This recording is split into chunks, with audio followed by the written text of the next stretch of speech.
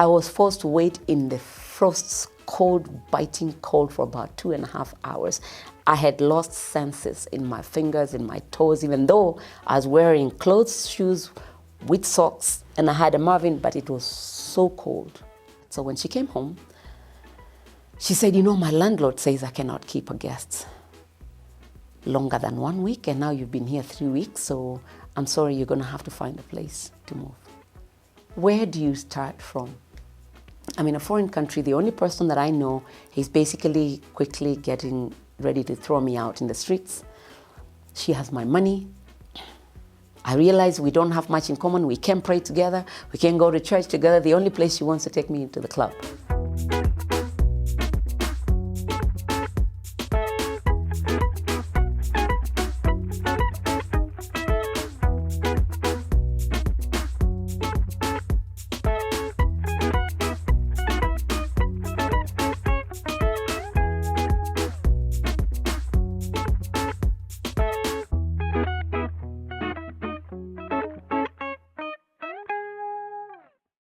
My name is Rosemary Nzembi, and I grew up in a small village called Matitani, for those who've ever been to Kangundo, really just doing the things that village kids do.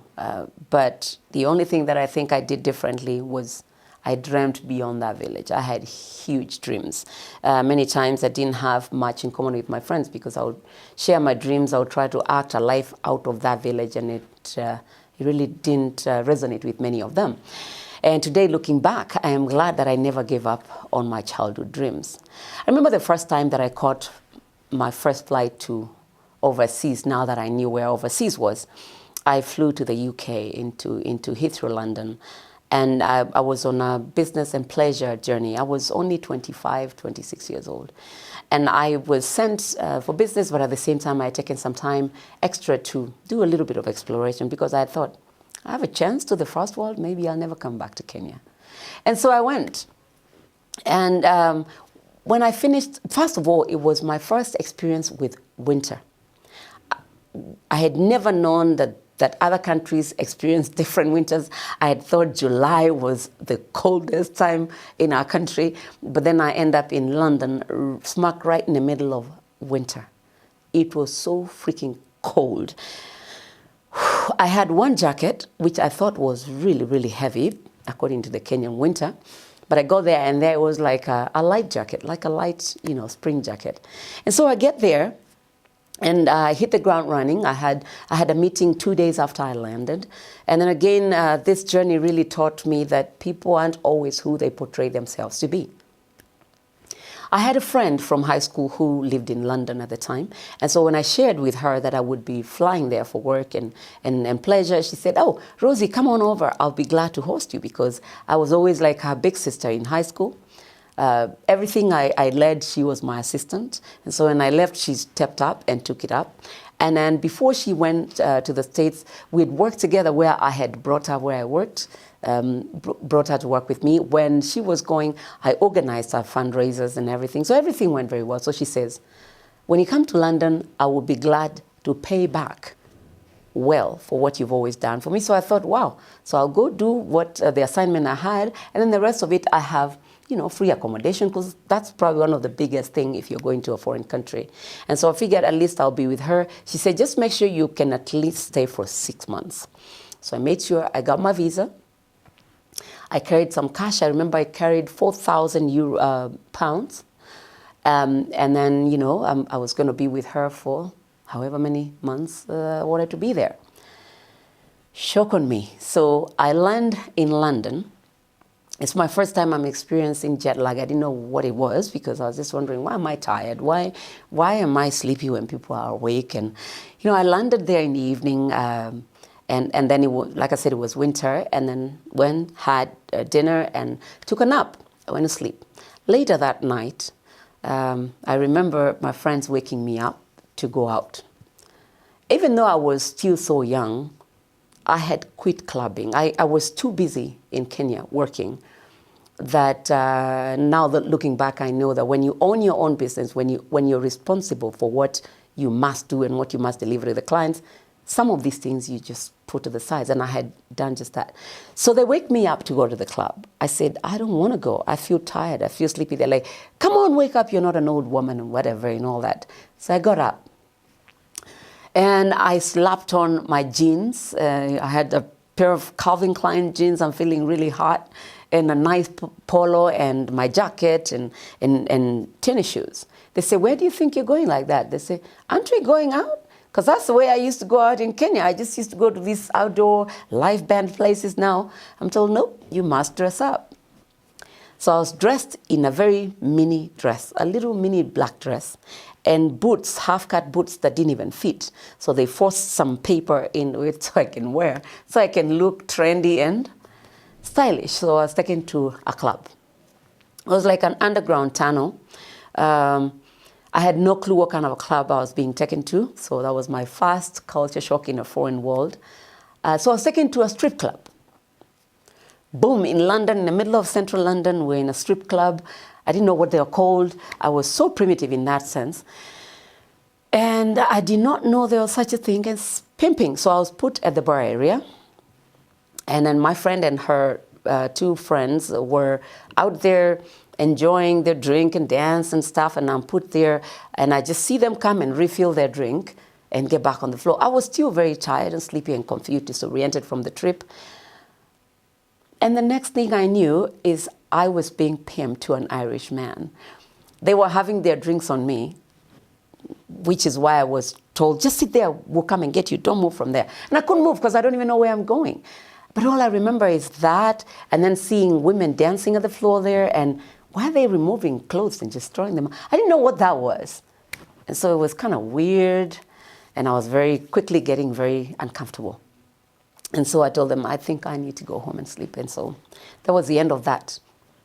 We left. They felt I was let down, and we get back to their apartment. And so we stayed there, and then 2 days later, I went on my assignment. It was in a place called Somerset, England. It's very close to the Wales.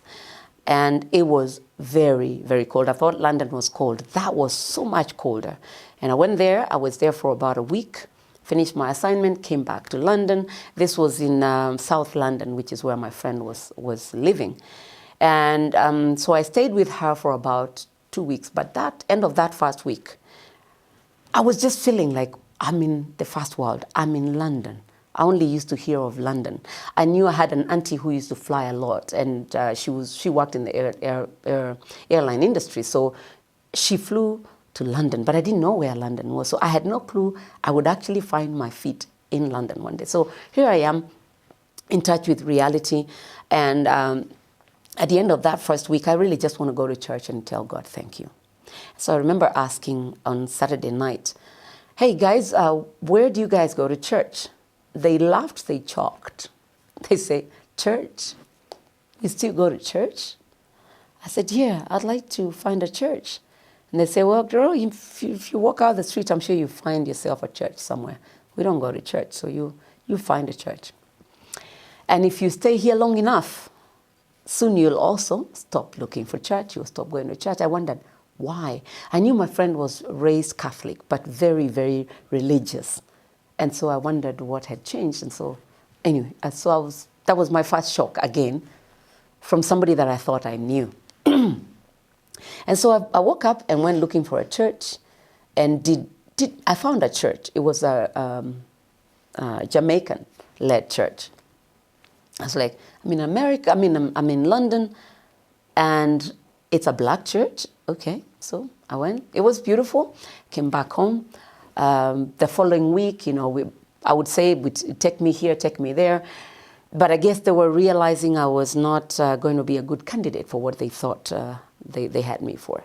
I realized they had hoped I would come in and join their kind of lifestyle, which I wasn't ready for. So even though she had told me I could stay with her for 6 months, into my second week, I quickly became near to homeless in a foreign country. And meanwhile, that time, she had asked me to give her my money because I'm not going to be there to live, so there's no point of opening a bank account. So I'd given her £3,900. She's going to keep that for me. When I need it, I can always take it from her. After 2 weeks, the third week, I had found a job. I found a job so that I can find something to do while I'm checking out the culture, because I'm thinking this is really it. I'm just going to, you know, maybe sell whatever I have at home and just chill here and settle. So I've started working. And so in the evening I come, she leaves the key somewhere, I come and get in. And after doing that for a week, the next time I came, the key wasn't where it usually would be left. And I wondered where she is, so I went to a phone booth to call her, and she answered. I said, I can't find the key. She said, I have the key. I said, I'm home, and it's really, really cold. I was forced to wait in the frost's cold, biting cold for about 2.5 hours. I had lost senses in my fingers, in my toes, even though I was wearing clothes, shoes, with socks, and I had a Marvin, but it was so cold. I wondered what was behind all that. So when she came home, she said, you know, my landlord says I cannot keep her guests longer than 1 week, and now you've been here 3 weeks, so I'm sorry, you're going to have to find a place to move. Where do you start from? When you left Kenya and you took time off knowing when you finish your assignment, you have this much time in your mind, you have a schedule. I'm going to be here for this much time. I'm going to work. I'm going to check around the culture and then decide if I'm going to relocate to London or not. So here I am. I'm caught in that dilemma of, I'm in a foreign country. The only person that I know, he's basically quickly getting ready to throw me out in the streets. She has my money. I realize we don't have much in common. We can pray together. We can go to church together. The only place she wants to take me into the club. And so I said, okay, where do I start looking for a place? She said, girl, you're going to go out there and you find somewhere. I said, where do you look? She said, go to the candy shops. Candy shops are, just to put it in perspective, like in Kenya, we go to, it's like kiosks. In the communities, you have small kiosks. They call them candy shops. Go to the candy shop and, you know, people post places for rent, or you can go to the mall. And now if you go into a mall and you don't even know how you got there, how do you get out? You get lost in a foreign country. You don't even, gosh, it was so hard. But I was determined that I am not going to go back home a failure. I must learn something out of this. So I said, okay. So I went around the corner, I looked around, and now from that day, she's not leaving the key. So wherever I go, I must go and know that I will not come home before 8 o'clock, which is when she gets home. So I went 2 days, for 2 days I didn't go very far because I'm scared of getting lost. I don't have a phone. And the third day, I remember she said, today you must get out and you must find yourself a place. It was Jamhuri Day, December 12th, 1998. So I get out, and I've been given an ultimatum that day I must find a place. The next day I must find a way to move. I walked out, got into a bus. I just needed to mark what route I took so that I know that's the same bus I'll take. And what's the landmark? Where do I get off? And how do I walk back to the house?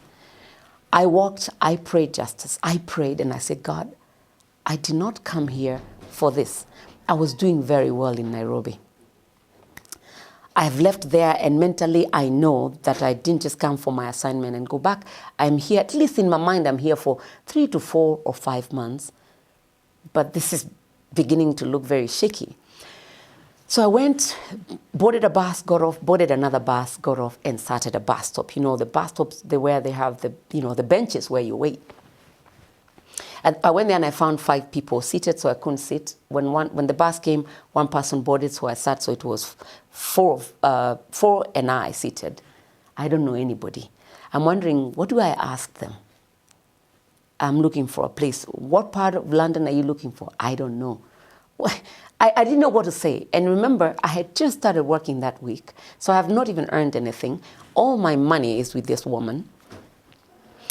And so the next bus comes, 2 people boarded. So I was left with 2 people. And I thought, if I sit here and they all board buses and leave, what next? I have to ask somebody. I believe, the Bible says that the steps of a righteous person are ordered by the Lord. Excuse me. I believe God was ordering my steps. I turned to this guy, Who do I ask? I said, hell, I'm going to ask. What's the worst that can happen? I said, excuse me. Good morning. It was morning, very cold. He said, good morning. And when he just opened his mouth, he sounded very African. I said, where can I find a B&B? It's a bed and breakfast, and they're very popular for people that are just transitioning. He said, what part, where are you staying right now? And I said, I'm in South Ealing. Okay, so what part are you looking? I said, I don't know. He said, how long have you been here? I said, this is my 3rd week. I've been here 2 weeks. This is my 3rd week. I said, really? Where are you from? I said, I'm from Kenya. He's like, I'm from Kenya too, a place called Alingam. I said, really? I'm from Kenya. I live on Ngong Road. I was living in Santak at the time. Oh, my heart just warmed up and melted. And he said, the bus was coming. He's like, that's my bus, but don't worry, just wait. Do you know where exactly you're looking? I said, no, I don't. So now he got curious. Why are you looking for a place? If you've only been here 2 weeks, what brought you to London? And so I narrated a little bit of my story, and he felt really sad that somebody that I knew who invited me is throwing me out into this biting cold. And he said, okay, I'll show you what we'll do. We'll board a bus. I'll take you to a place. Do you have a job? I said, yes. And I told him, really, I'm just holding on to this for the time I'll be here, but I want to go back home at some point. So I can, if I have to settle back here, I have to go back home and settle my accounts and then come back. And so we boarded a bus and we went and got off a place called Uxbridge, Hayes, actually. And he says, we went to those candy shops, looked around, and we saw 3 different studios that were for rent. We called one of them, it had been taken. The other one we called, nobody answered. We called the other one, we're using a phone booth. We called, nobody answered. Now we stood there trying to figure out now what next. This guy is feeling stuck with me because where will he take me? Because if I haven't found a place, he's feeling bad leaving me there, not knowing what next because I've been given an ultimatum. And while we were standing there, the phone rang in the phone booth. That old guy called back. And so this guy answered and he said, yeah, we're looking to see whether you've rented your studio. He's like, no, not yet. It's not rented yet. His name was Hugh. And he asked, where exactly are we? And the young man said where we were. I've trusted a stranger, but, thank God he's come to my rescue. So he explained where we were. We were just around the corner, just a few steps walking around. So we just walked down and the guy was there. We walked in very cold, into a nice warm house. I didn't want to leave after that. And I'm praying, oh God, I pray that I can find a place here. But he is an old British guy. I don't know whether he's a killer. You watch movies and they make you paranoid. And I'm thinking, I don't know whether what, God, I don't know. So we get in and we say this is what we come to look at. And so we go in, he shows us the room. It looks like a junkyard because he was wrapping up Christmas gifts for the elderly. And so he was using that room. So we asked, how soon would it be ready? Will this room be ready? He's like, yeah, if you want it tomorrow, it's going to be ready tomorrow. 9 o'clock in the morning, we're thinking there's no way. It's a junkyard. He's like, no, it will be ready. He said, where are you from? And we said, Kenya. He's like, are you Kikuyu? I thought, what? The guy was.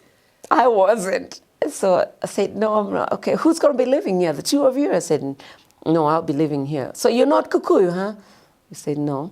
He said, oh, okay, well, you can have the room tomorrow. I mean, this is how much I'm asking, £55 a week. And usually when you get a studio, it was going to be empty. You furnish it. It's really just a room. But he says it comes furnished. It has a TV. It has a radio cassette player. It has fully furnished bed and everything, extra blankets and covers. And I'm like, this, I have it made. And so he said, what time can you be here tomorrow? And I said, tomorrow, probably by noon. He said, okay. The next day, so this young man, we finished, we left. This guy gave me his number. I don't have a key. I said, what will happen if I come and you're not here? Because he said he starts to deliver the gifts, the Christmas gifts to elderly homes, like assisted homes. The next day, he said, this is what you do. If you're going to be coming, call me when you're coming.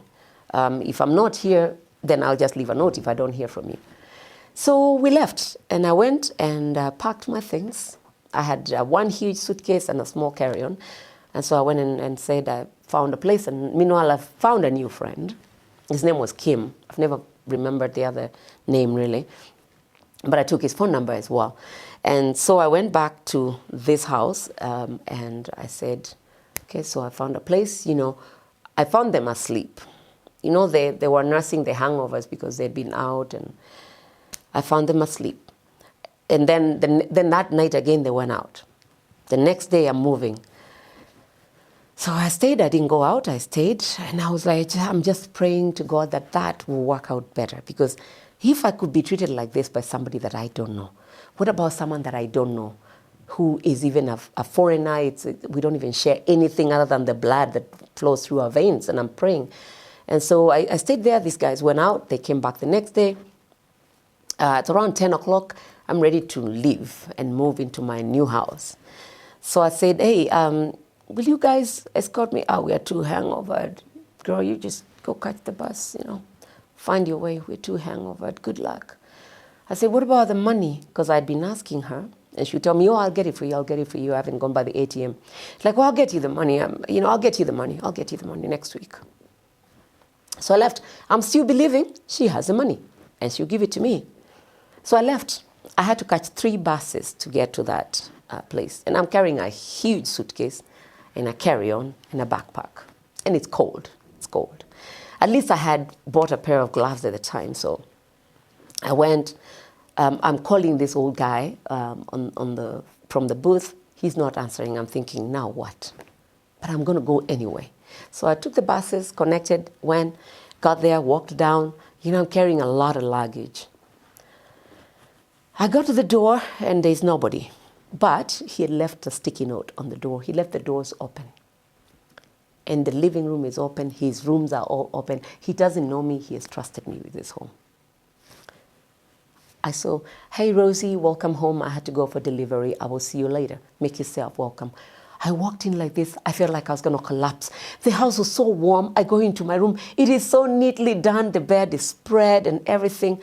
And I was like, what? Then I find a sticky on the desk, the TV stand. Like, please help yourself to hot chocolate if you like. It's in the kitchen. I was like, gosh. I cried. I sat down and cried because I was overwhelmed that a total stranger in a foreign country who barely knows me but for 10, 12 hours has trusted me with his home, has made me feel so welcome. He's left the home, has left a note there. I can have hot chocolate. I have a fully made room. And usually when you rented a studio out there, again, everything else was on you. Why would he be so kind to me? I don't know him. Anyway, I knelt there, I prayed, I cried, and I picked myself back up. Went to the kitchen, and sure enough, there's drinking chocolate, there's milk, there's a microwave, there's everything that you can need in a house. There's a freezer full of food. And so I made a cup of hot chocolate. I went back to my room. I'm not going to use the living room because I'm not renting that space. Went to my room and had hot chocolate, and I took a nap. Remember, I hadn't really slept well for the last few days. And so while I'm there just lying there and reflecting, I hear the door open and I hear, hello, Rosie, is anybody home? I'm like, here he comes. How do I even face him? I came out and I say hi. He's like, welcome home. Did you find everything okay? And I was like, yes, I did. And thank you for the hot chocolate. And he's like, oh, sure. You welcome everything. Everything you need is here. And da-da-da-da. And so we chit-chatted a little bit, and he asked me where I was from in Kenya. And so I came to find out he used to fight in the Mau Mau here in Kenya many years during the Mau Mau days. And so he felt like this was such a reconnection because he can talk to somebody from Kenya after so many years. He wants to know a little bit about Nanyuki. He wants to know a little bit about, Mount Kenya. He wants to know a little bit about where he once called home. And he would tell me how so many of his friends were buried in Kenya and how he had desired to one time come to Kenya and see those who were still surviving and maybe the graves of those who had died. And so we became friends like that. I wouldn't tell him about the story of my place, but after 2 days, we sat down. He invited me to his living room, and he wanted to know why I was looking for a place where I had come from. And so I gave him the story. He's like, what? Somebody did that to you? And so it really hurt him, just the same way it hurt Kim. I said, the worst part is she has my money and she won't give it to me. Like, really, yeah. Well, maybe she will give it to you.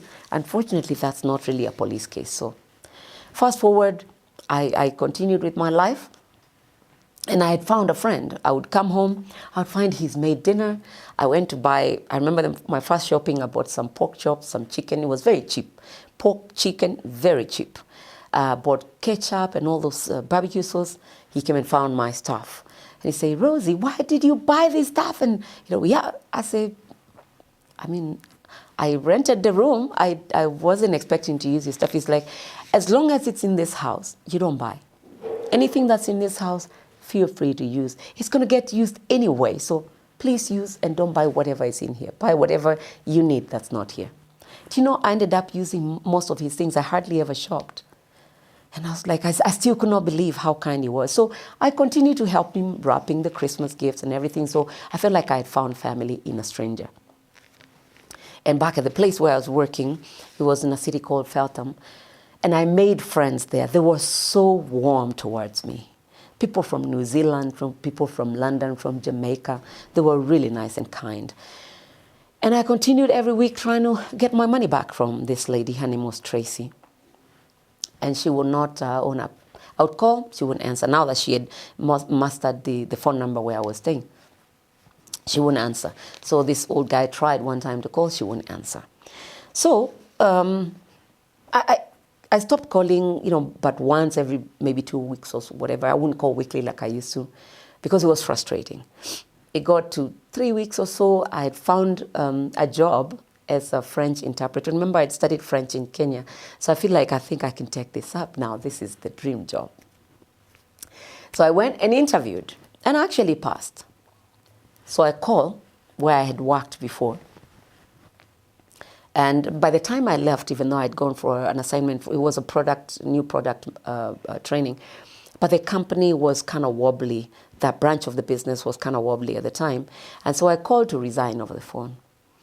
And my boss at the time said, young lady, people don't resign over the phone. When you want to resign, you go back to work, you resign, you hand over, and then you start your new journey. That's not how to resign. I said, I found a job. And he said, no, maybe the best thing is you get back home, resign, and regroup, and then start over a new journey. And I respected them so much, so I said, okay, I guess. I went and resigned now at my Feltham job. And a week before I would travel, this old guy said, okay, we will do this. We'll go to the police and I hear you're a person of faith. He didn't believe in God, but yet he served so much. And he said, we will go to the police. I hear you're a person of faith. Maybe you pray. And we go and they might just be kind. They might just be kind to, the least they can do is call Tracy and see if she would own up to the fact that she owes you money and maybe she can commit to give it to you. But otherwise it's a civil case and it doesn't go anywhere to the police or past the police. I prayed. £3,900 is not little money to just lose. And so we went, he went and spoke for me and said, I'm his tenant, and spoke for me. And so the cops listened to me and I told them and they say, do you know where she lives? I said, yes, I do. How do you know her? Short background of how we know each other. Really, yeah. What does she do here? And I say, she works. I just don't know exactly where she works. So they got on the phone. One cop got on the phone, called. She answered. She didn't know who it was. And the cop got to the point. Is this Tracy? Yes. Do you owe so and so many? I'm calling from such and such police. You know, foreigners, you're out there and you hear the cops. You know how we are scared of cops in Kenya? So when you go out there and you hear it's from the police, you shake and own up to your business. So of course, first of all, you might even be illegally there at the time. So the last thing you want is for the police or the immigration officers to get on your case. So she said, yes, I have her money, and okay, is there a reason why you haven't given it to her? Well, I've been working late and, long story, blah, blah, blah. She'll say, okay, when can you give her the money? Will you give it to her or not? I'm willing and I'm ready to give it to her. When can you give it to her? Tomorrow, when I get off work, I can see her tomorrow evening. They say, well, it will depend on whether she's available in the evening. I was asked, I said, no, I don't feel comfortable meeting her in the evening. And the sun sets like around 4:30. It's dark. So she was told, well, how early can you meet her? Tomorrow. Yeah, I can call in work and I can meet her tomorrow at noon. Where? There was a place called Ealing Broadway, and then there's another one called South Hall. South Hall was like where, you know, people went to shop. It's like a common mall area. And so she was asked, what time will you meet her?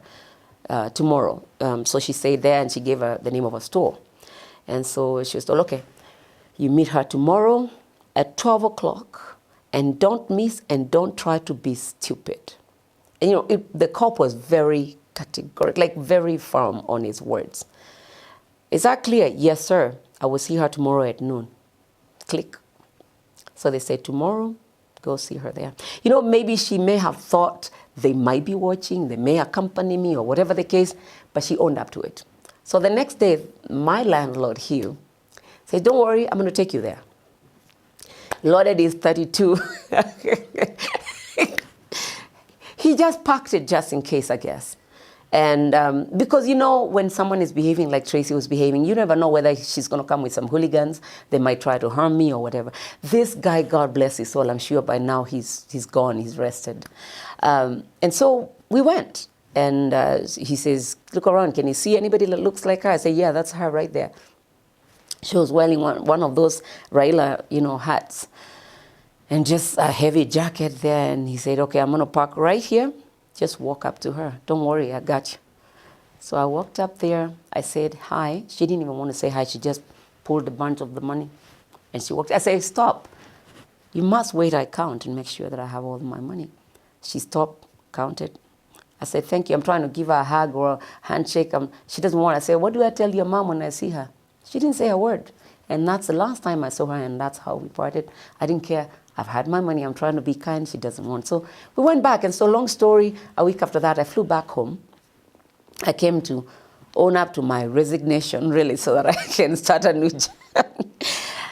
It's sad to be ignorant. And I was just thinking, this is it. It looks a little more like what I've ever envisioned in the first world and overseas and whatever. So, you know, after riding the tubes underground, and my favorite was the Piccadilly Circus. I'm thinking, I'm going to go back to Kenya, man. I came back and I would just dream about that life.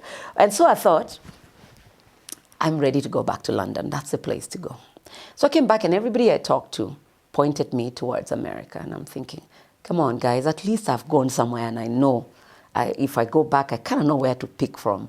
I'll pick up from where I left. I don't want to go start from scratch anywhere again. And besides, everybody had made it look like going to America is harder than going to heaven.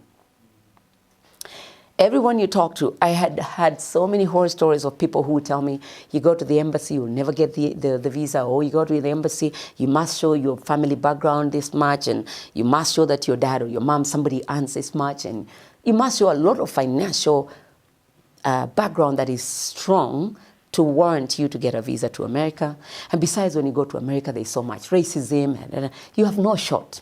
Everybody I talked to said you have no shot at that great nation. Sometimes you wonder whether it's even worth it sharing with people. When you're sharing, hoping for encouragement, and instead what you get, they shoot your dreams down, they shoot your faith down, they really just want to silence you.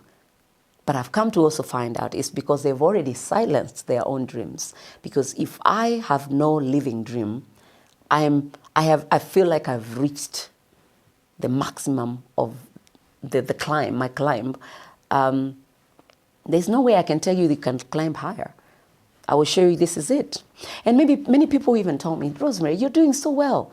I mean, you're living well. You have a car. You had a business going. You had a good career. I mean, you can pick yourself up. Why do you want to go to America? I mean, people go there because there is no opportunity in this country. People go out there because everything they've tried here hasn't worked. And so they go out there. They do lousy jobs. Why do you want to go there? But in my mind, I envisioned a greater life than what they were telling me.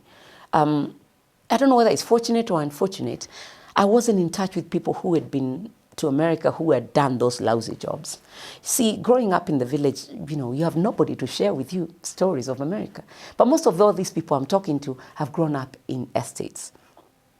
So they know so-and-so from house number this, block number this, and so-and-so's dad and so-and-so who. So they knew people firsthand who traveled out there. Their lives were terrible. They were deported, or they're out there and they've gone under because things didn't work. And they know people who've gone to the embassy so many times. They've been denied a visa, and all they knew was the negative.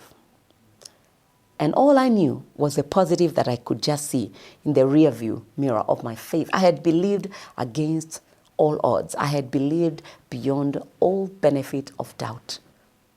Because if I've already done what I've done, if I've already achieved what I've achieved, I've driven a car, have flown to South Africa, have flown to Botswana, I've flown to the UK, I've flown back here, I've lived in my own house, 2-bedroom, renting, gated.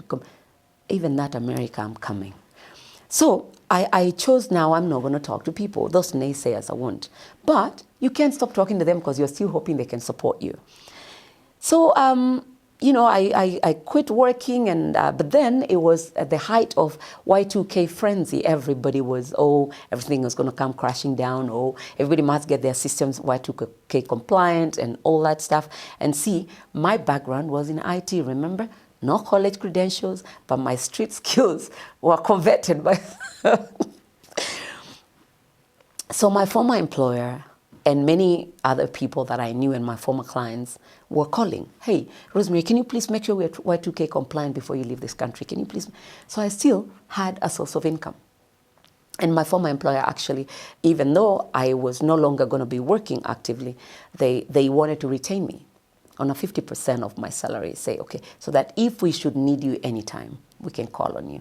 But we understand you're working on your process to go, and also we know you'll need a lot of time moving around. But I'm still using their office equipment, fax machine. If you remember, during the fax machines, there's some kids don't even know what a fax machine is. So I'll need to fax documents to the universities because now I'm going to have to go as a student.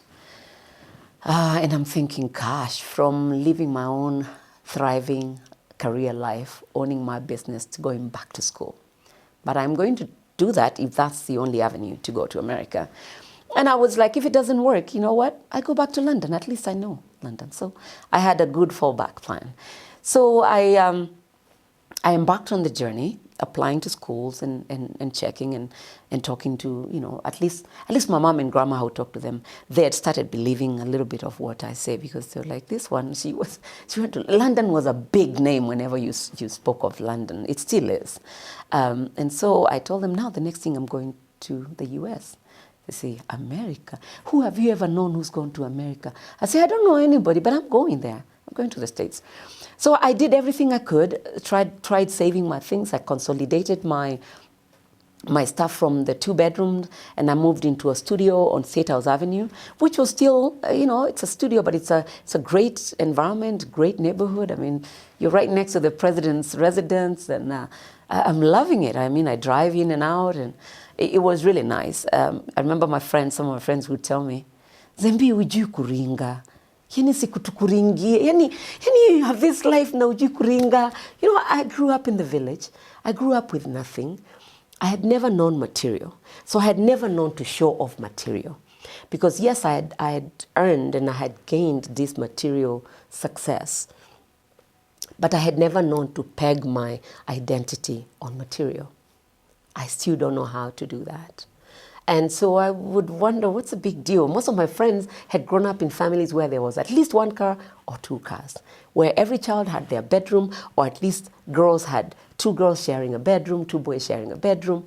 For me, I grew up sharing a bedroom in the village, and in Nairobi, I shared a little single room with my mom until I moved to a single room in Eastleigh, until I moved to an extension, until I moved to a 2-bedroom gated house, until I moved to now a studio, and I'm on my way out. So I think I had it all, but I never knew how to really show off.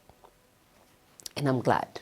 So I remember I've come back into the country, and that year I'm determined I'm leaving the country again. I'm going to the States. So I started, now planning. I'm applying to schools and stuff. So now finally I've been accepted at a school. And I was conscious to not go to these fast-paced cities. I had written off New York, I had written off LA, I had written off Dallas and Chicago. Big, loud names that we see on movies, and all you see is guns. And I said, I don't want to be anywhere near there. So here we are, and I'm really so determined that, you know, the only place I can touch is the sky, really.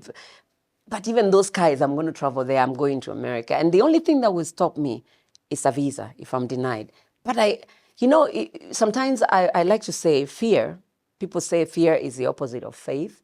Personally, I say fear is faith applied in the wrong way, because you're so afraid of something that you've never seen that it stops you from doing or going where you want to go. So that's faith. You just applied faith in the negative way, on the wrong way. Now, when you have faith that this will happen and you have no doubt it will happen, you know you're going to go that direction. So for me, I've always allowed fear to activate my faith, if that makes sense. And I will go in that most feared direction and see what's the worst that could happen. So I've always blazed my own trail, sometimes in some of the darkest places, in some of the most uncertain circumstances. But I'm here to tell, because I have no regrets, and I continue to blaze through some dark, dark alleys. So I got my I-20, which is the calling letter for the college, Ottawa University, and I get that in, I think it was in August of 1999. And I get that, and then I booked an appointment for the embassy, and they gave me the appointment on September 24th. That's going to be after schools have already started. And my I-20 was for me to report in the fall semester. So my interview appointment is coming way after the semester has started. So chances of me getting that visa were really almost next to minus 10 or something, because why would you be given a visa after the semester started? You most likely be rescheduled for January or for December. But I wasn't going to stop at that either. As long as I have an appointment, I'm going. And so people would, again, try to reason with me. You know what? The semester has started. Don't even bother going to that, appointment. Just cancel and reschedule for... I won't listen. I'm trying to tell people, you know what? I really want to pull my friends together. We try to pull some resources together. And people will tell me, Nzembi, you will not get that visa. There was so many naysayers. I remember one prominent woman. She was pretty senior in the government. I'm not going to name her name, call her name. And she was very prominent. So I went to her, because somebody told me to go to her, and she's likely to accept to come and maybe fundraise and be the guest of honor, and she can pull a lot of support together. And also relatives who were well off, they could come together and pull some resources together. So I went to this woman, and I requested her to be my guest of honor, and she really laughed. I remember she laughed on her big chair in our office, and she said, you want to go where? Because, she had known my background. She said, do you know how many times my daughter has been to that embassy? 5 times. And look at me. I have a great career. My husband is doing well. We have a great family background and substantial bank statements. But my daughter has been there 5 times, and she's been denied. Just look elsewhere. Look elsewhere. Just don't waste your time. Don't waste your time going to ask for an American visa. I just looked at her. I didn't know what to tell her. And, I respect her in her position. But I'm feeling, my goodness, I'm here. Now she's crushed me to this little. I walked out of that office, and, I was driving. She asked me, is that your car you're driving? Yeah. She doesn't even understand how I'm driving a car, because she had been given my background, so she didn't understand how I even have a car. It's like, is that your car? Yeah. No, but what I would tell you is just don't bother. There's no chance, okay? I walked out. I said, God, I want you to take those words and convert them to the opposite. And I want you to make it so obviously possible without anybody as a go-between or as a mediator or whatever. I want you to make it possible. And then she said, and besides, I don't raise funds for people until I see the visa.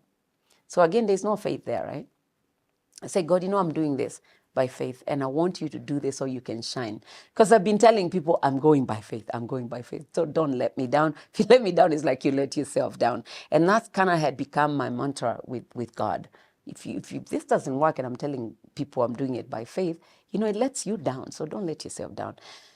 And so I gave up on that, and I went and talked to people, and people were not willing to come forth and be the guest of honor because they didn't really see this as a successful fundraiser. Others were saying, oh, she just came back from London. The other day she was in South Africa. She's come back from London. She has squandered her money. Now she just wants us to raise money for her to reinstate her businesses in the name of she's going to study in America. So many people did not come through. Even people that I stood up for, people that I was there for, people that I supported on their pre-weddings, on medical bills and whatever.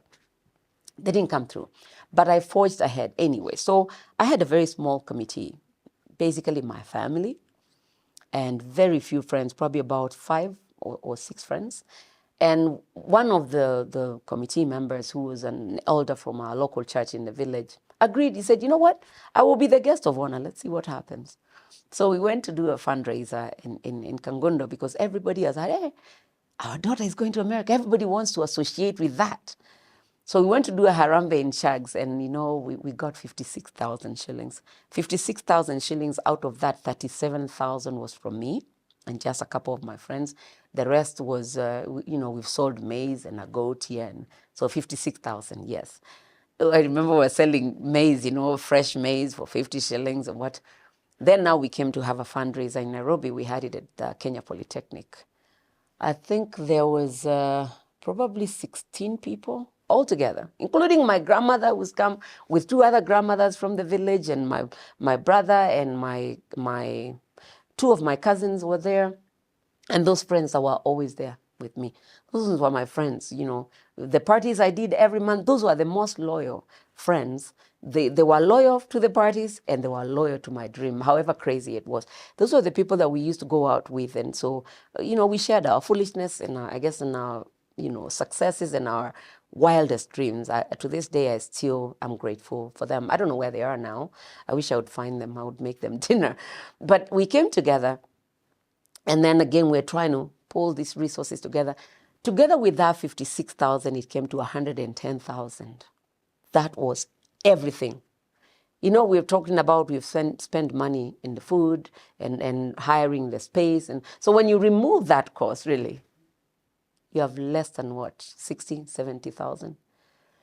But I was determined. Remember, because I knew this was the journey that I was going to take. The only thing that would stand in the way is not money. It is that visa. We got that 110, everything included and whatever. And then I went for the visa. I remember it was a very cold Friday afternoon. Morning. And my appointment was at 10 o'clock. Now is when I started feeling butterflies in my stomach. My faith was very, very firm until the day came. Very early in the morning, I had asked my grandma to give me the only piece of property that really held value. And I said, Grandma, they just want to see something to show that my family even has any background, anything of worth to show, because there was no bank account to support. There was no family bank account to support my desire to go, that they can sustain me. But my personal bank account was okay. I'd saved good money. I had a fixed saving account. I have this car that I can sell and a few computer equipment that I can sell. But from the family background, when you're a young lady, a young man, they want to see what kind of family backing do you have. So the only thing in the family that had any value, which wasn't much, so my grandma had this property, 100 acres. But 100 acres, when an acre is worth like 20,000, what is that? Nothing. But she gave it to me a little reservedly. She was so scared that she felt like the American government will seize her title and she would lose something that she had held on to for so long. I told her, Grandma, this is just for security. What if you don't go? What if you go and you owe and you don't pay your debts in America and they come after my land? Can you imagine? She's thinking they could come from the States to come and bless her soul. I told her, Grandma, no, that I would never let that happen. I will never let that happen. I will make sure that doesn't happen. I will support myself. I will make sure that I work so that you never have to lose this. So she gave it to me. I had my other things and my title, the car title, and also I showed up at Gigiri at the U.S. Embassy at 9:45. My appointment was at 10. I was shown to the side to wait a little bit. And after a few minutes, then I was ushered in. I parked and walked and I went to the waiting bay. You know, you could almost touch the silence and the tension. I mean, it's like, ooh, everybody is so tense, you know, because all you've heard of is horror stories. I really had never met anybody who had given me a good story of someone who went to the embassy, they got their visa so easy. So everybody was discouraged, but they're there anyway. I walked in there, and now my faith kind of felt like it was wobbly a little bit because of what I'm seeing. I went and said good morning to the guy next to me, and I sat down and I just bowed down for my final silent prayer with God, and I felt this peace. There's a peace that just comes that when you know they're done. It's going to go well. And I had been in that place enough times to know that even this would not be any different. And so I went there, and we sat there, and we were called to windows, or whatever window you'd be interviewed at. Before going there, I had heard stories of a Korean guy that was known for denying people visa. So I'd been told, even by someone who had worked at the embassy, I don't know about that, but you should just get someone to coach you through the process. I don't know about that, but just pray that whenever you go there, you don't find a Korean guy. There's this Korean guy, if you find him, just forget it. You're not going to get a visa. So, I told God, Korean or no Korean, I'm not going for an interview. I'm going for a visa. And I told God, if it doesn't work, if that's not in your plan, it doesn't work. I just pray you give me the courage and the grace to settle back and continue living my life without any anxiety. I don't want to have to bribe anybody or lose my cool or lose my mind because of a visa. Because I have my life going on anyway. But I'm going for my visa because I feel this is a time and this is a path you've charted for me. So we are called 1, 2, 3, 4, up to 5 people. Window number 5, we go, okay, one look, it's the Korean guy. I'm at that window. And I thought, damn it. I mean, I knew I prayed against this, but it really is the Korean. So I said, you know what? This is where now my faith is really going to be tested. And this is where really I will test God's faithfulness. Truly, that was the highest test yet. So the first guy was denied. The second guy was denied. The third guy was denied. I was number 4. I thought, okay, they weren't lying when they say he doesn't give visas. And so he comes to me and I'm feeling like this. And I get to the window. I found him jotting some things, I guess notes from the previous candidate. I said, good morning, sir. He gave me this finger. While he continued that, I'm like, he finished it. Yes, ma'am, what can I do for you? I say, I'm here to get my student visa. He says, what are you going to study? And I told him, I want to go. That time now, I want to go study computer information systems. He said, where are you going? And I said, so I gave him my papers, and he opened. He didn't even ask about the dates that I already passed. And then, so he asked me, do you have a bank statement? I said, yes, I do. So I'm carrying my car keys here. This time I'm bragging, really, not saying. At least he can see I'm carrying car keys. So he said, is that your car that you're driving? I said, yes, sir. And it's like, do you have a title, logbook? I said, yes, I do. I gave it to him. It's in my name. I've given him my 2 bank statements. He's looked at them. He's like, okay. He didn't ask for the family bank check, statement. There was none to show anyway. I was thinking if he asked for that, then I'll produce the title. He didn't ask for that. He asked, where have you been working? He interviewed me a few questions here and there. I said, this is where I've been working. I had already made an affidavit. I wrote the affidavit myself for where I was working, what I was doing, why I was going to go study. And I made sure that I get a company seal, it's signed, so I have the support. I gave that to him. He asked, do you have, but at the time they had asked me if, my employers had asked me if they asked, they were feeling also like they don't want me to be a liability, of course. And so, but I'd said that they give me also a bank statement just to show. And so he didn't ask for that. He got the affidavit, he got my bank statements, he got my logbook and whatever. Then he asked me now. So he said, you're still a young lady. You're going to the States, you're not married.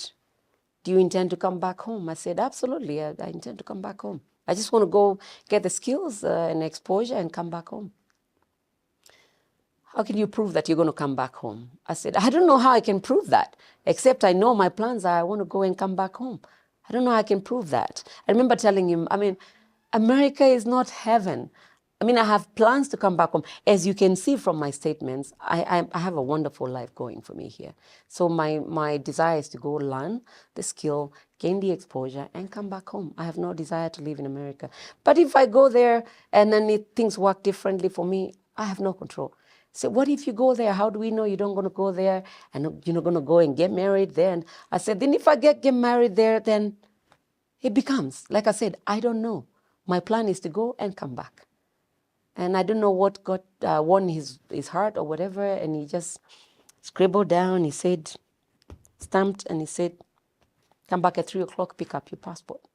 Came back at 3 o'clock, got my passport with a visa on it. I went home. I made githeri and chilled. Didn't call anybody to tell them how it went. Remember, there were so many naysayers. Remember, we had a Harambe, which was really a downer. So I thought, just a few that came to that. I will call them. We'll have coffee. I will tell them, thank you. And that's what I did. Now, there was no point for me to travel at the time because I've got the visa. Schools have already started. So my next semester will be in January. But I've gotten the visa on the September 24th. So my former employer again said, okay, you're here. If you go, it's wintertime. I'm remembering London.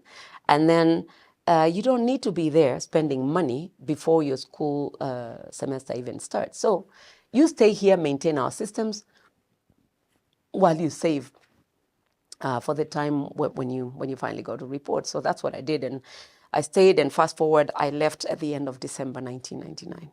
And that's when I went. And yes, it was winter time. And yet, yes, it was the longest trip I had ever been on. I had no sense of time zones. I flew from, I was so lucky. Connections are very important. When I started booking flights, my friend's mom and friends were working for the British Airways. So she hooked me up with a friend who blocked 4 seats for me, middle aisle. So I would have 4 seats blocked so I can just sleep all the way to Chicago from Nairobi. So I had no sense of time.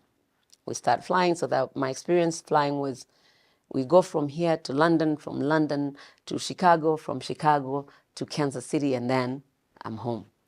Now, I didn't have family on the other side. I had known a couple that I knew when we were going to the youth here. But after my experience in London, I wasn't sure if I could trust somebody that I had known here. But you have to. If you're beaten once, that doesn't mean you don't stick your finger in there. You still stick if you're curious, and I'm a very curious person, and I'm really a risk taker. So I went, and I knew one thing. If I survived in London, even this one I'll survive. If it happens like that, the way it did for me in London, even this one I'll survive. In any case, I could live in the dorms. I don't have to know anybody. I'll create my own networks there. So I started traveling, and I remember when I got to London, I lost my sense of time. And now from there to Chicago, it was a really long flight. And I remember at some point, you sit down, you sleep, you walk, you get tired, you're still up there in the air. I remember this guy, he was from Buruburu, somewhere going to Oklahoma State. And he was really longing for a puff. And you cannot smoke on board. So he's hoping we're about to get down. And so we're going, and he asks, what time is it? How far are we from landing? I look at my watch. It was still on Kenyan time. But we are somewhere in between London and Chicago somewhere. And I say, looks like we have 45 minutes to land. So he goes, at least 45 minutes I can catch a puff. So I went back to my seat, and the next thing I crashed for almost 4 hours. I woke up. We are still flying.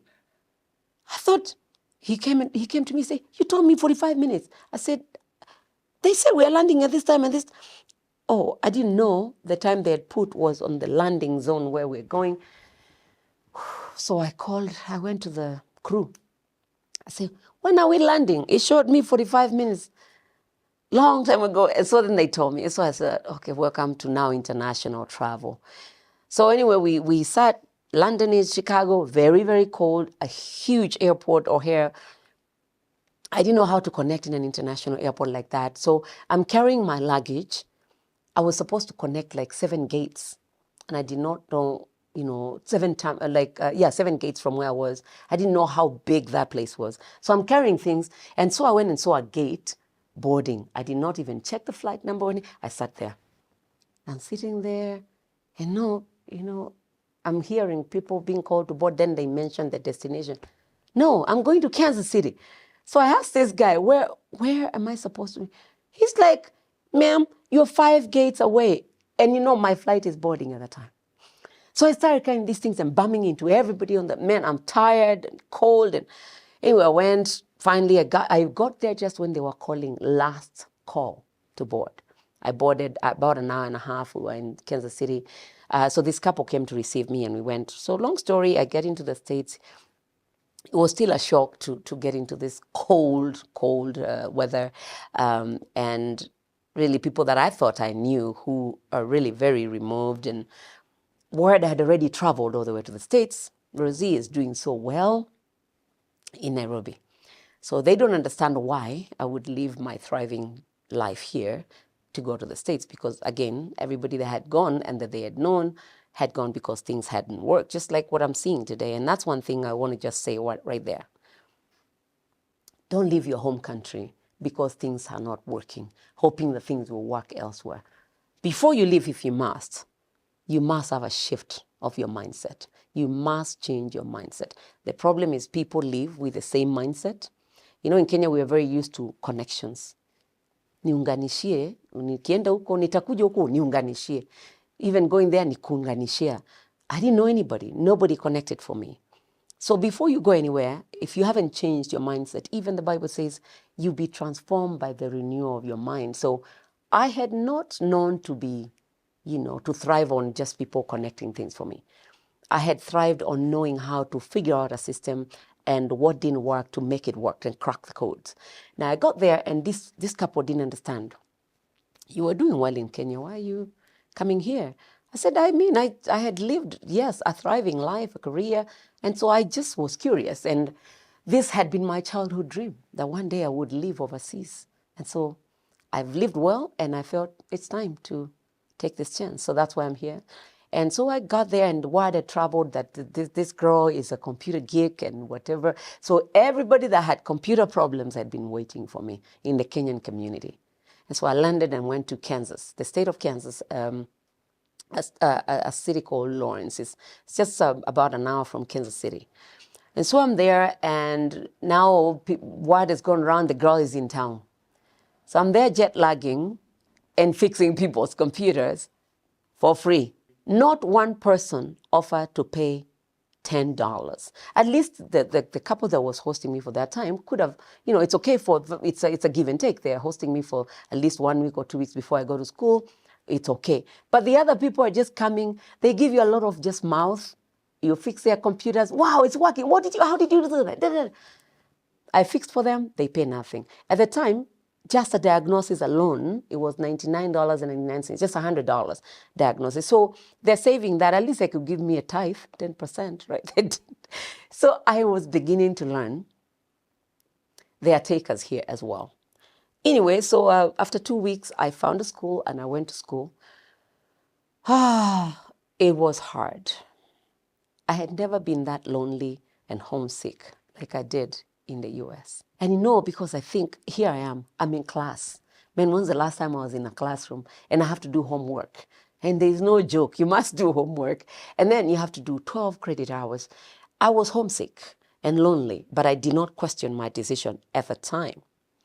I questioned my decision in the year 2001. That was the hardest year in any foreign country or even in Kenya in my life. I was homesick. I have moved now. I changed states. I've moved from Kansas to Texas. Remember I said I would never go to Dallas. I ended up in Dallas and fell in love with the big D. I love Dallas. But I got there and it was lonely because, again, I didn't have a job. I'm in school. My account is quickly running into empty.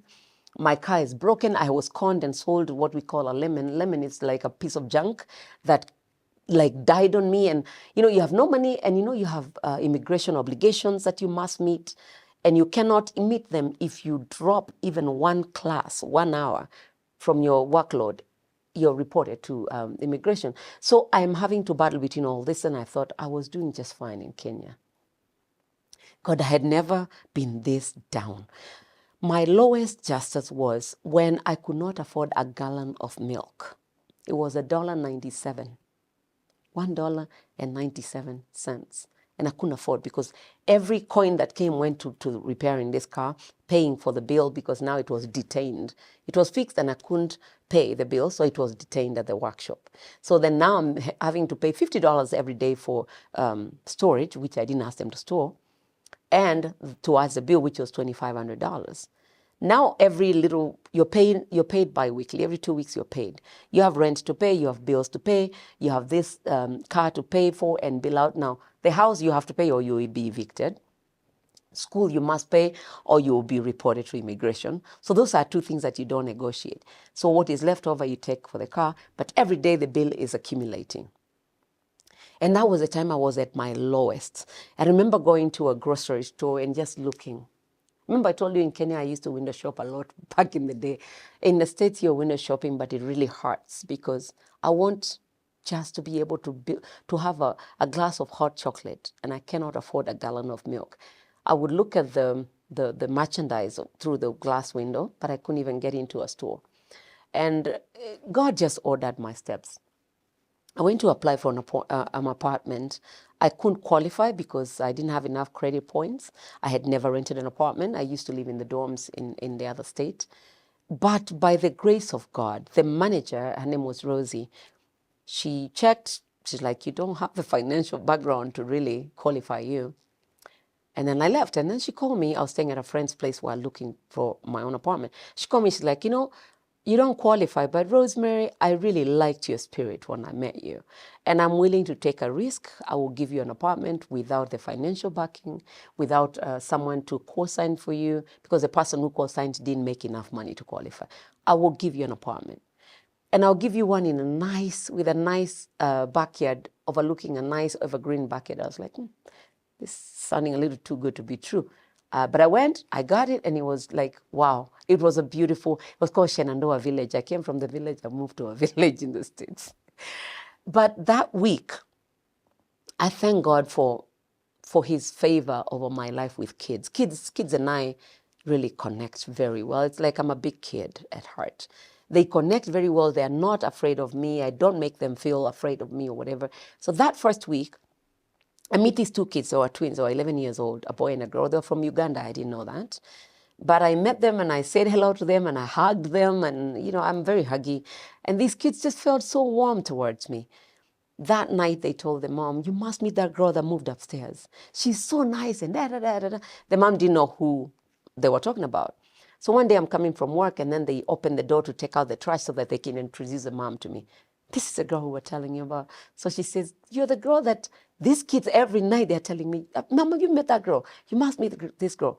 So long story, I met this girl. She's from Uganda.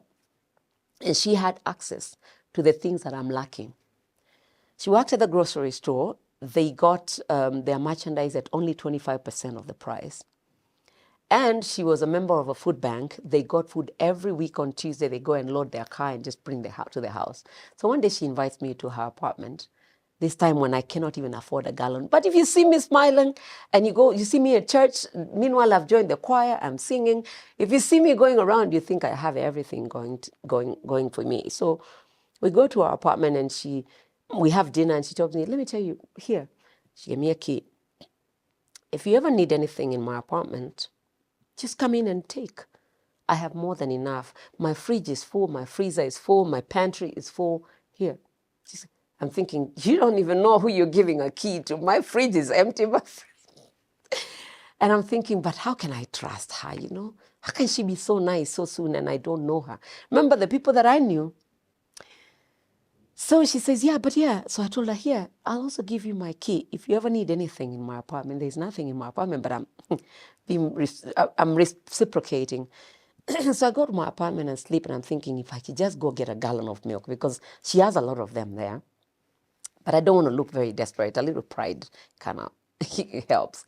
So I went back and forth, and I did not take anything. About a week, the second week, I'm still trying to bail my car. It really had become like a pit, bottomless pit.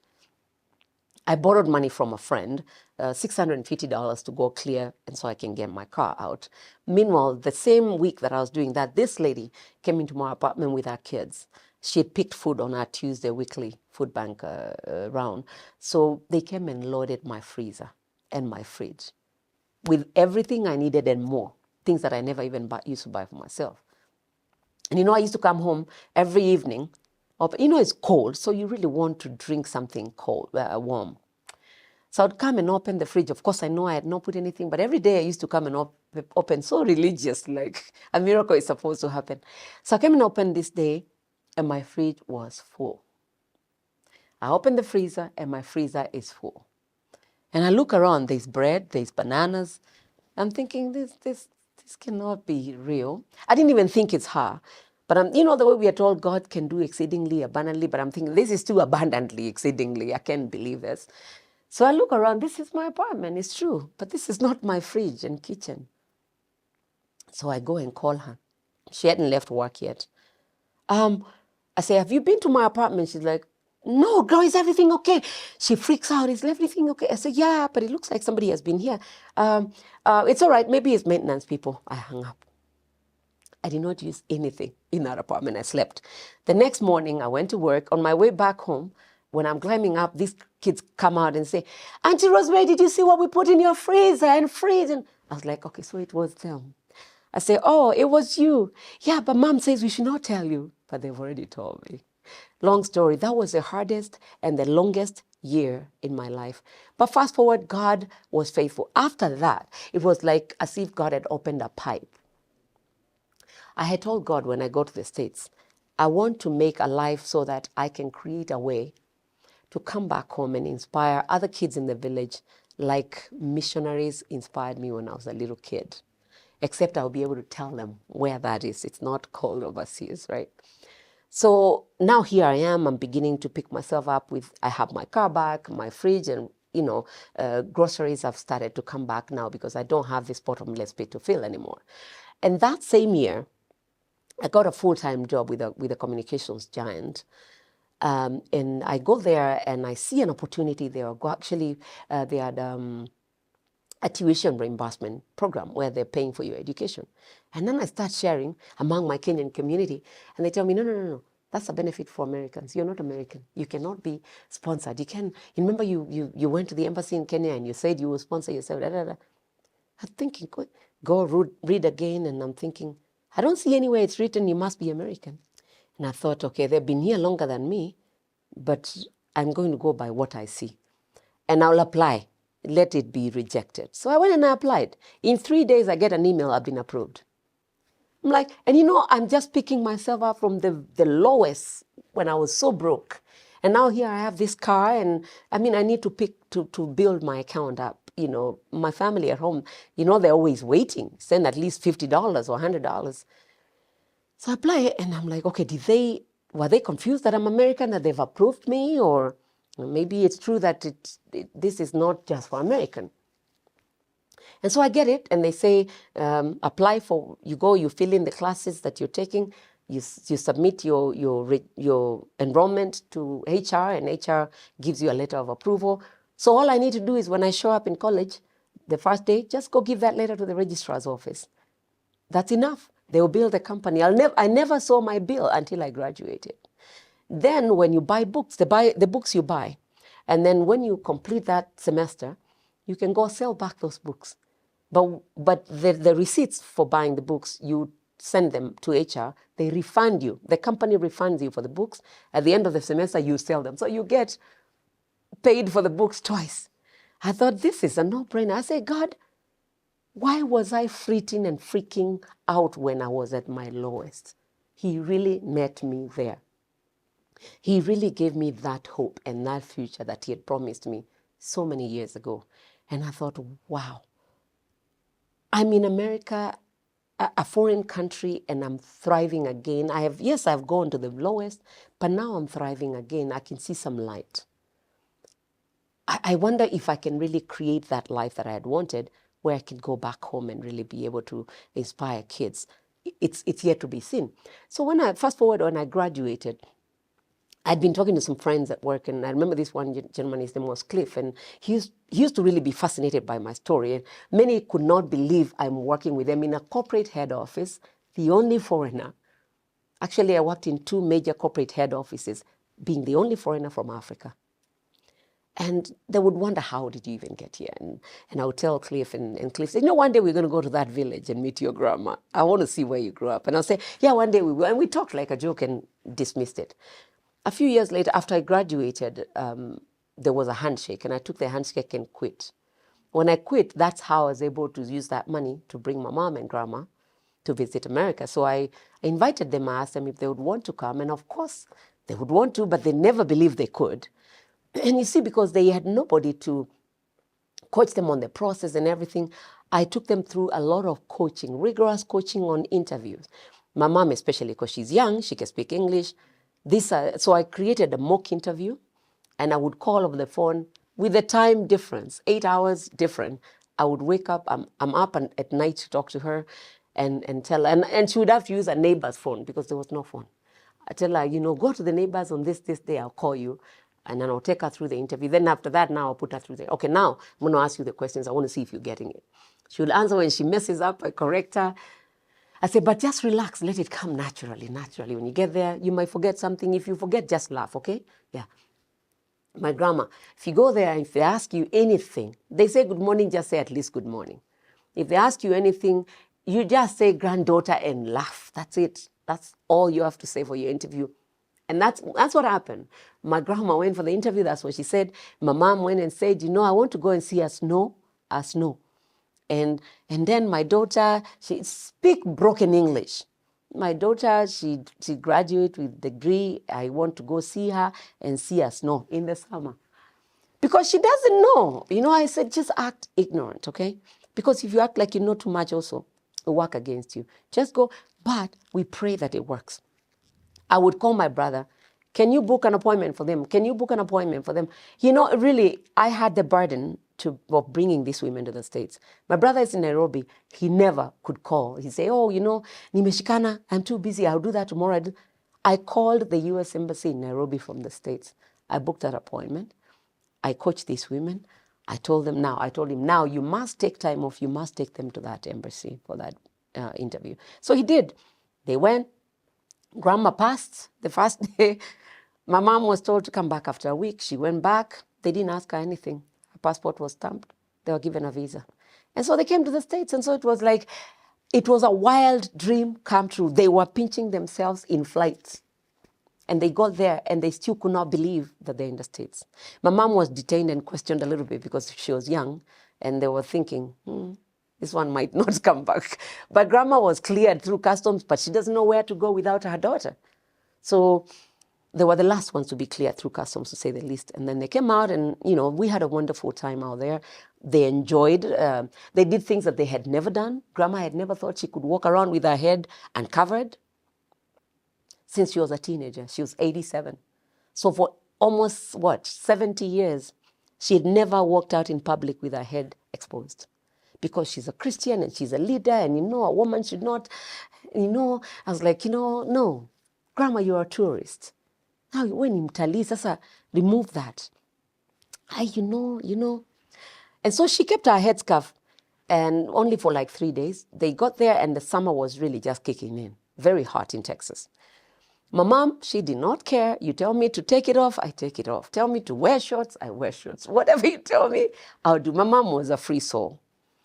And so, they get there and, they've come. Grandma, I remember I went to receive them. She's wearing her green suit. And Grandma would never show her elbow or her knees. She had to be covered.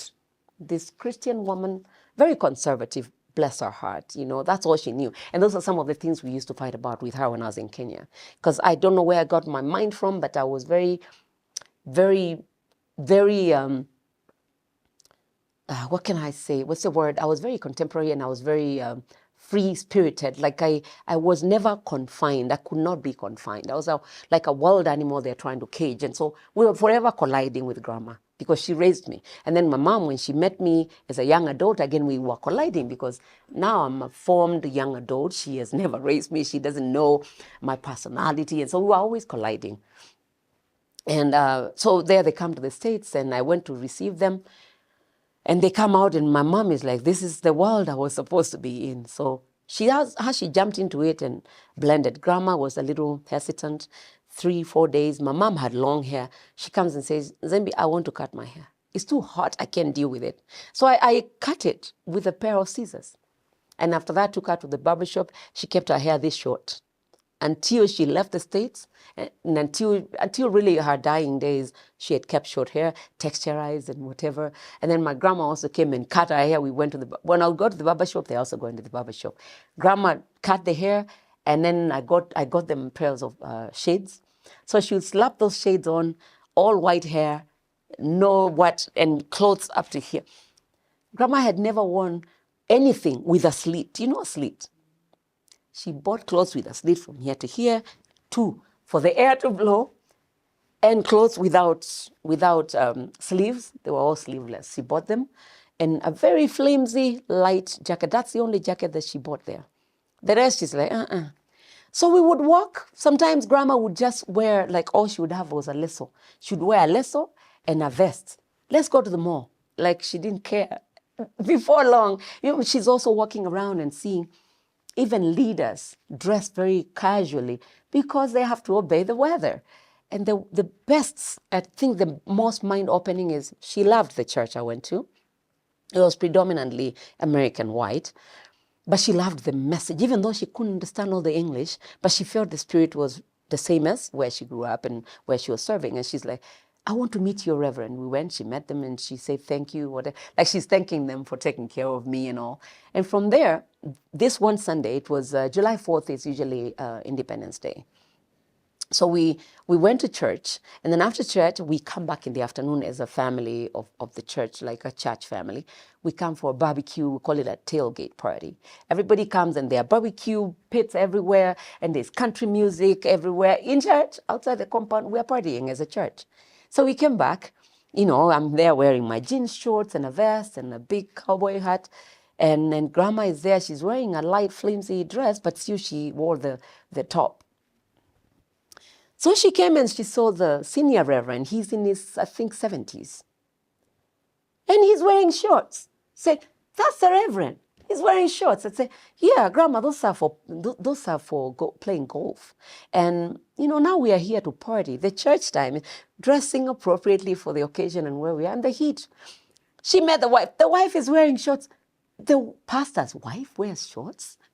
From then on, Grandma dropped the guard, and she won't judge me anymore, whatever I wore. She said, Nzembi, when you come home, just be yourself. Just come home.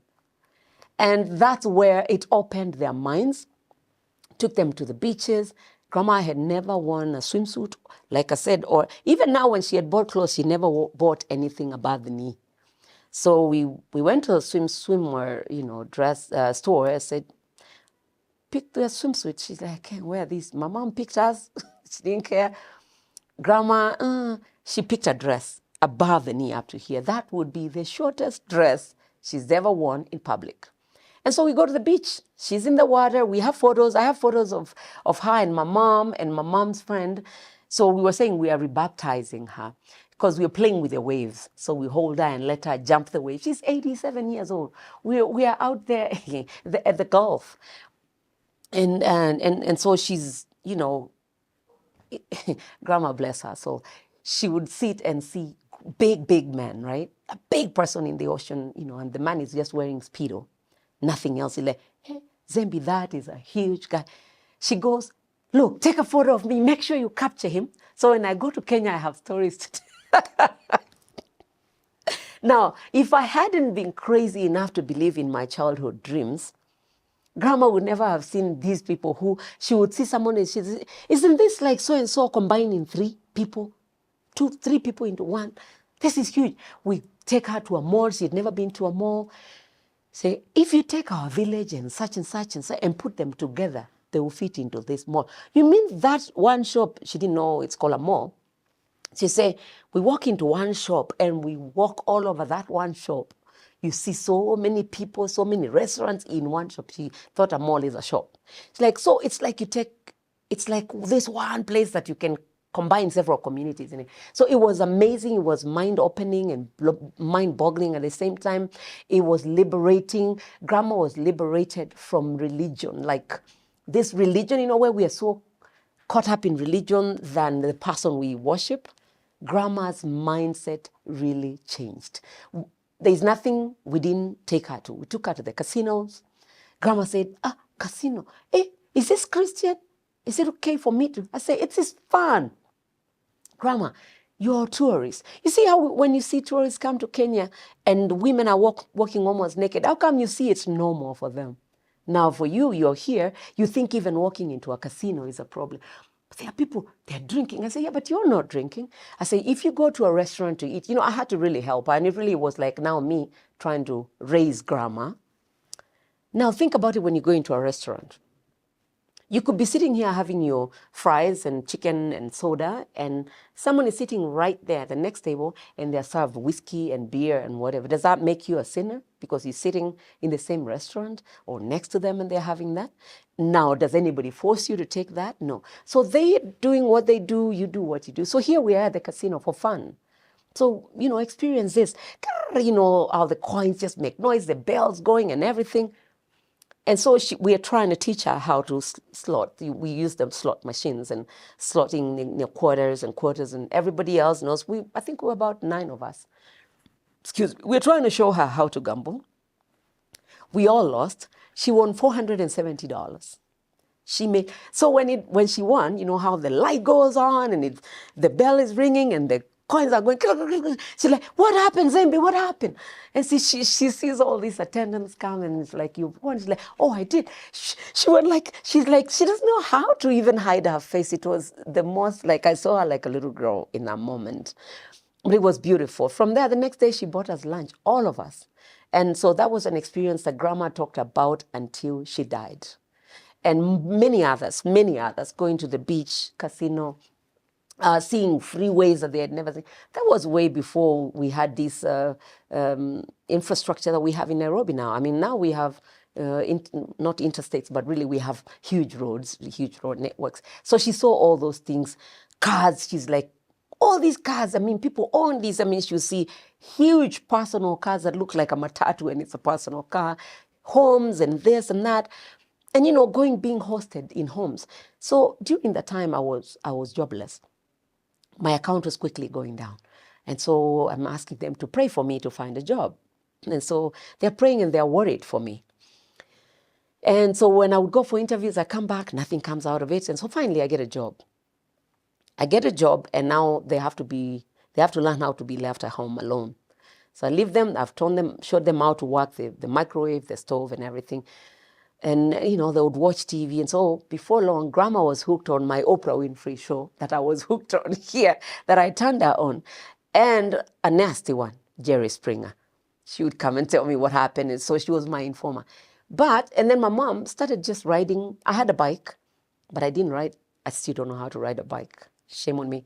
My mom would ride a bike. She made more friends in my apartment complex than I did the entire time I lived there. And then they started swimming, and our caretaker of the complex really embraced them. So they were never lonely, and they were never alone. Our caretaker started teaching them how to swim in our apartment swimming pool. Within a week, they were swimming.